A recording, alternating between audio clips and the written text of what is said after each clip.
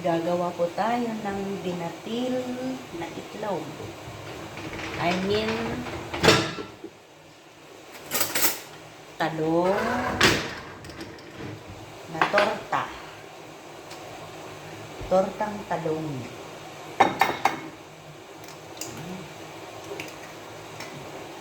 Tatlong itlog po ang ilalagay ko dito sa dalawang malalaki at mahahabang talong. Para magkalasa, lagyan natin ng paminta. Of course, hindi nawawala sa atin yung asin. Diba?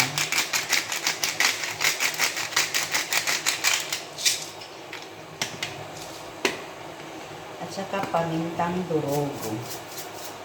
Ay, no. Bawang na durog. Pamintang durog yung una. Bawang na durog naman ito. Ako, mahilig po ako maglagay ng perhil.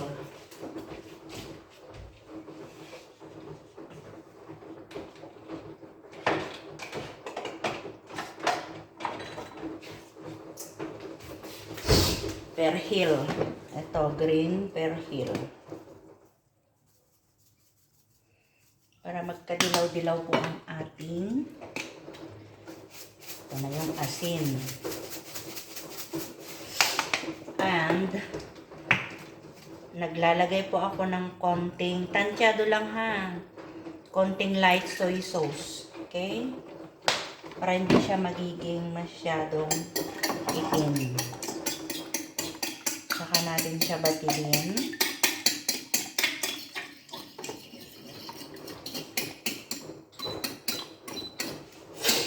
Sinisipon ako.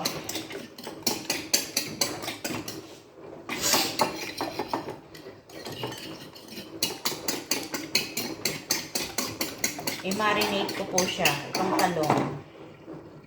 Bababad ko siya dito at saka mamayang maglalansa ko, saka ko siya iprito. Gumawa din po ako guys ng pisto. Assorted veggies na ginisa ko sa giniling na baka. Tapos, mamaya, lalahukan ko ito ng tomato frito. Ito ay ready-made na po. Isahog ko na lang doon sa gulay na aking tinisa. Palambutin ko yung ating gulay. Saka ilagay yung tomato sauce. Ngayon naman, balatan na natin ang talong. Nauubos yung aking sipon. Tumutulo.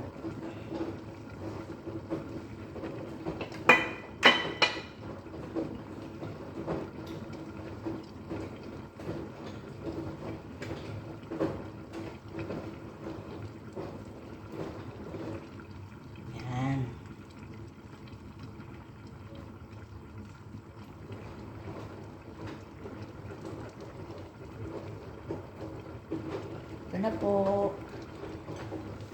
Yan. Tapos, saka natin siyang